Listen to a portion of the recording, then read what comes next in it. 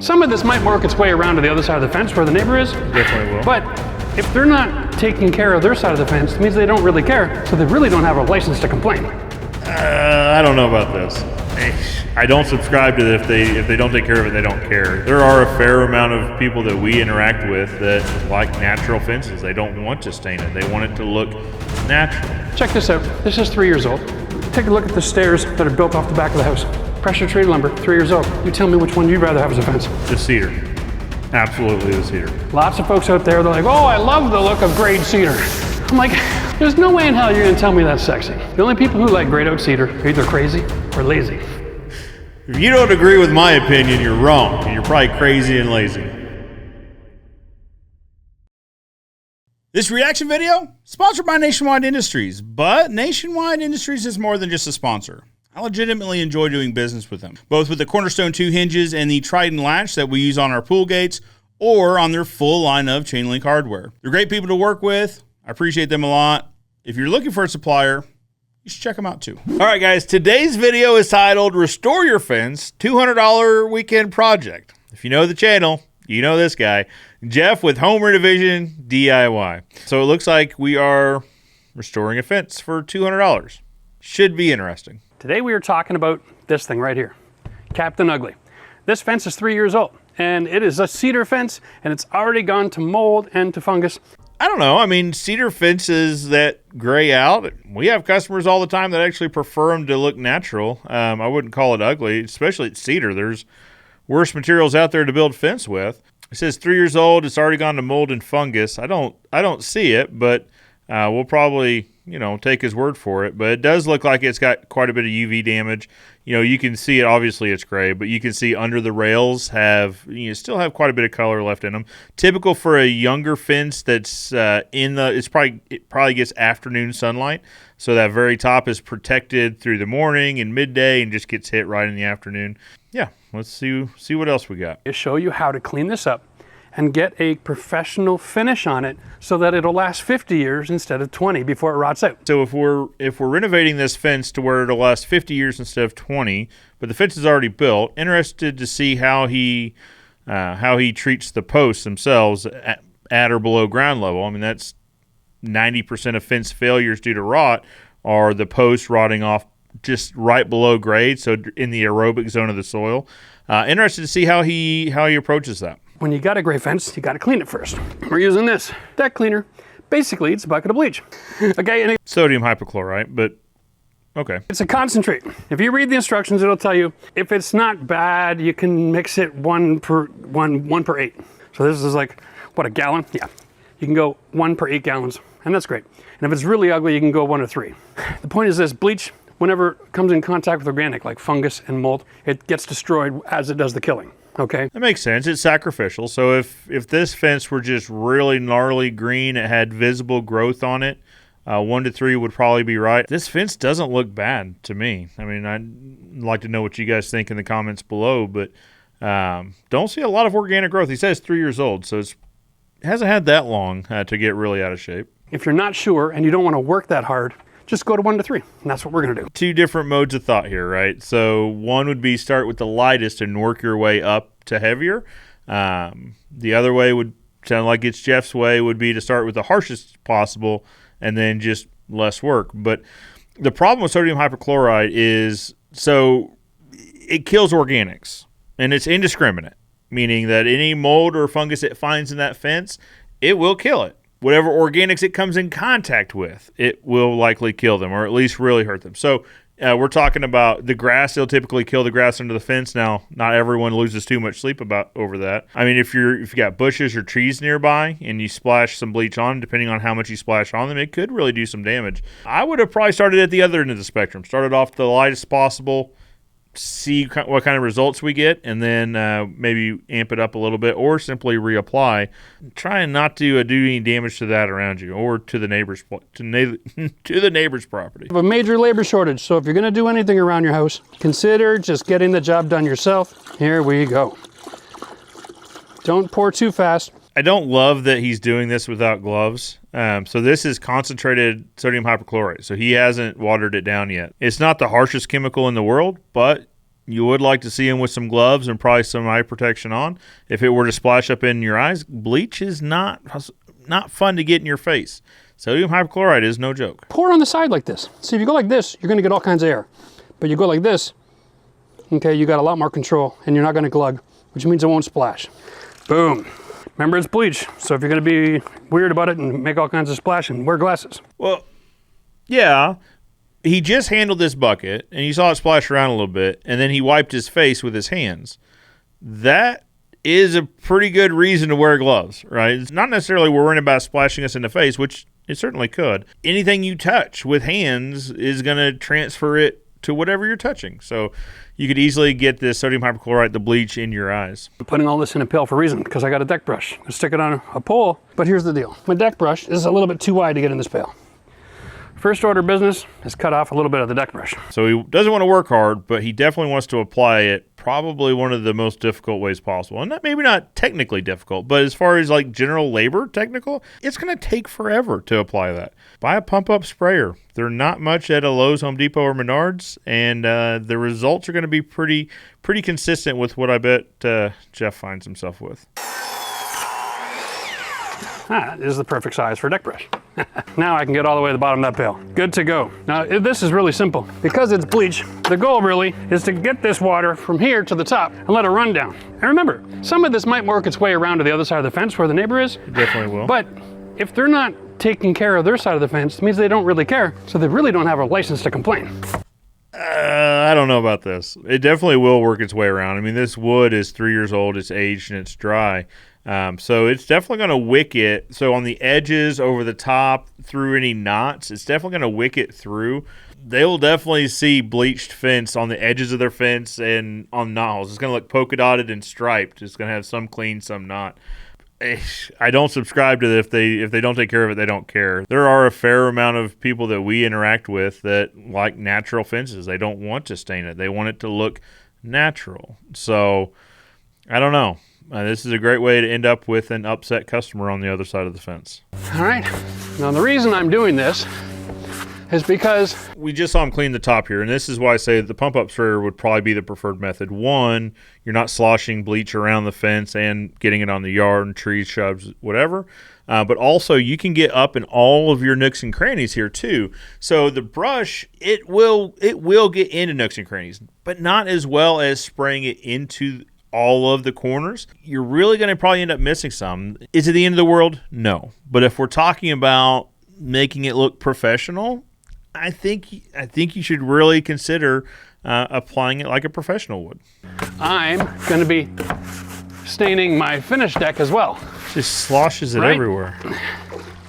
Hard to stain the finish deck if I don't get this cedar change color back to its original glory.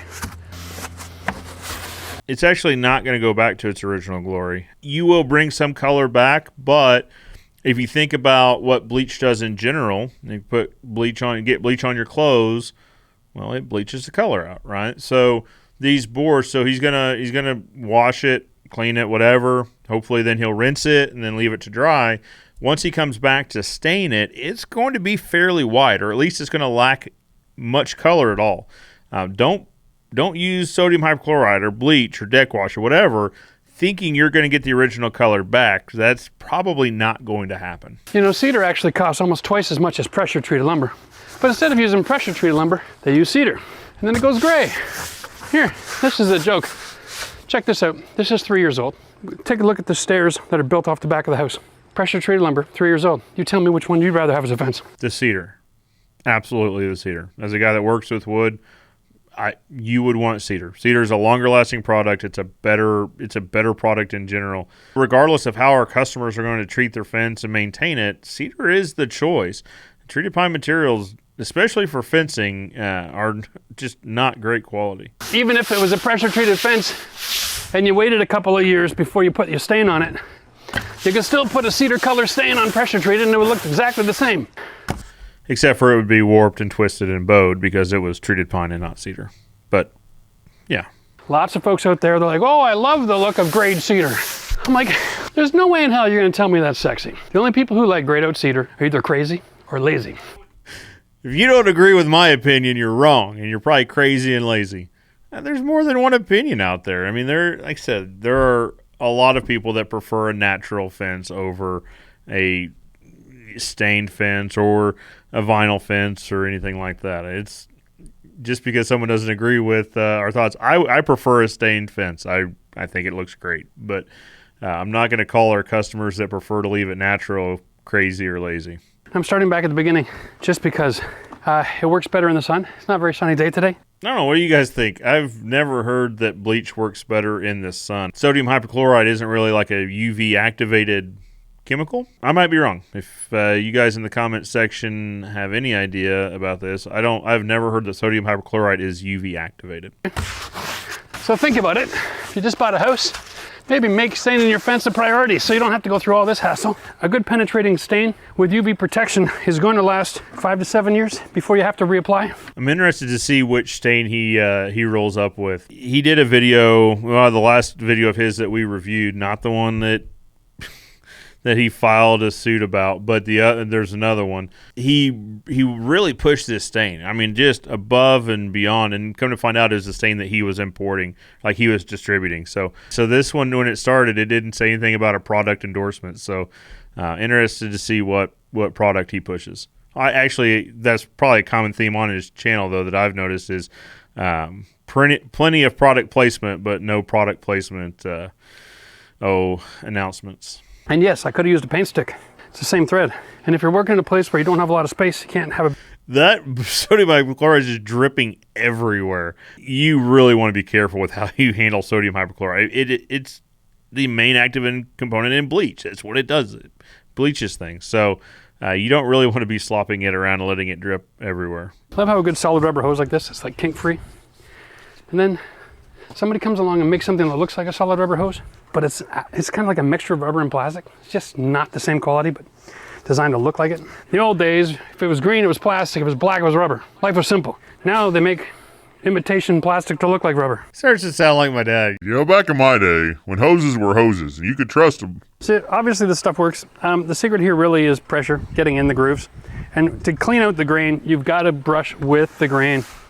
You'll see the brush lines here when I went the opposite direction. Now I want to get rid of those. So now I've got to get the fence wet, rub with the grain, get everything in the right direction so when I stain it, I don't have brush lines. Okay, so with the board. This is probably the most labor-intensive way to clean a fence. That would probably be a better title, maybe. This is my favorite stain, guys, but if it sits still for too long, like when your videographer gets COVID and you gotta wait 2 weeks to finish off the project, you're gonna find it's incredibly settled. So all of the UV protection is like a paste sitting on the bottom of the ground. It's thicker than toothpaste. So this mixer is just a little redneck, but it'll get the job done. Here we go.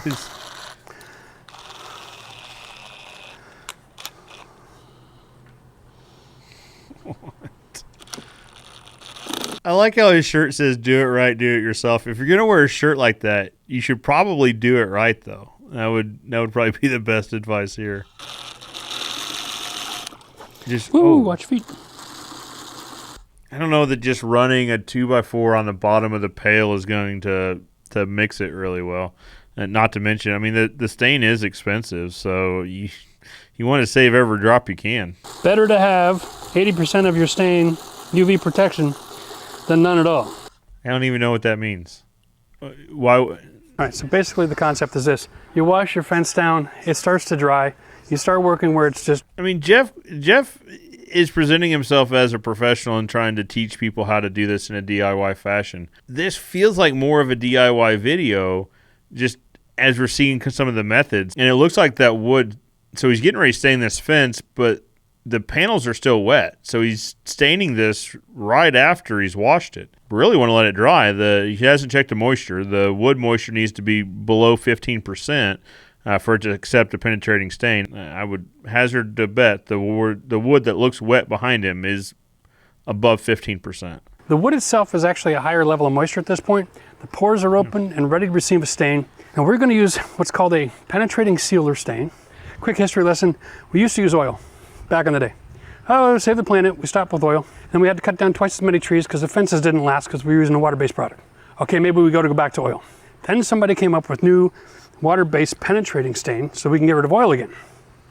So here we are, flip side. Now we got a product that is water-based, penetrates the wood, and it doesn't skin. I think this is the product he was talking about last time that he is the Canadian distributor for. I don't know. I've never seen a water-based penetrating stain that is a quality product and lasts for however many years he says it's supposed to last. The oil in the oil-based naturally repels water. I mean, it stands to reason that it would be superior to staining and preserving the fence than a water-based would be anyway. Water is not going to naturally repel water. You have to add additives to it to give it water repellent, properties. I mean, if you want to preserve a nice pair of boots, you want to preserve anything, you don't rub it down with water, you rub oil into it so that it will preserve itself. It'll moisturize it and just keep it nicer longer.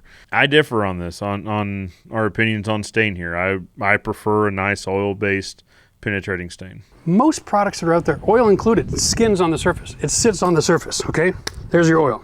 Now the water-based used to go in there. Oil is definitely penetrating. This is starting to sound more like a sales pitch for a stain, I think. Because it's water-based, we want to start at the top because it'll always drip down, all right? With oil-based, you'd also want to start at the top. That's with any stain. You would want to start at the top and work your way down. So Jeff's point is right that as these chemicals come in contact with the organics, they're sacrificial, right? So they use themselves up. They use their organic fighting capabilities up when they come in contact with the organics. When you start at the bottom and work your way up, you're putting new chemical on the wood. Instead of you start on the top and work your way down, well, you're essentially draining or running down with chemicals that have already come in contact with organics. So when you're cleaning, bottom up, and then when you're rinsing, top down, and when you stain, top down. Now, the best thing you can do with this product is do one piece of wood at a time. Because it's a penetrating sealer, you'll get those overlap marks if you're not careful. Well, because it's a water-based product, you'll get the overlap marks, not because it's penetrating. If you guys have watched the channel, then you've seen the video we did, Caleb with Expert Professional Wood Care Products, and he has an oil-based stain. He wrote this guy's name, Dean, I think. He wrote his name on the fence, let it set, and then stained over it, just to illustrate that with a penetrating oil-based stain, you actually don't worry about lap marks at all. So what I'm looking at doing here is about 3 minutes worth of work. If it's hotter, maybe 2 minutes. If it's cooler, maybe 4 minutes, 5 minutes. All right, give it a chance to absorb in, because this really is just opening up the pores. And when I've done 3 minutes of work, I'll go right back to where I started. It's very important to keep an eye on where your production schedule is here. There we go. Just for good measure, I'm gonna do my last horizontal board. There, that's 3 minutes. I can't imagine how much actual time is going to go into staining this fence. You got to apply it twice. I don't know how big the backyard is. He said it's a weekend project. I would hazard to guess it's probably longer than a weekend. You could also spray the stain on. Depending on, I guess, the stain he's using, maybe that's not an option. I'm not sure. But with a good oil-based penetrating stain, you can spray it on. You can back brush if you'd like to. Some guys do, some don't. If this is a typical sized backyard, probably 4 or 5 hours to be done. And that's on both sides of the fence. Now, a lot of people ask me, where can I go to get a good stain? What do I think about what's available at the box stores? And at this point right now, my advice is really simple. Avoid the box store for products like this. And this is the C2. It's my favorite paint, guys. And if you're interested in getting this as your stain, there'll be a link in the video description. Everybody in the United States can get this mixed and then delivered to their house. A can of stain is actually free shipping and 20% off with our code. So I'm going to recommend it. So it was definitely product placement, but without the product placement labels. Interesting.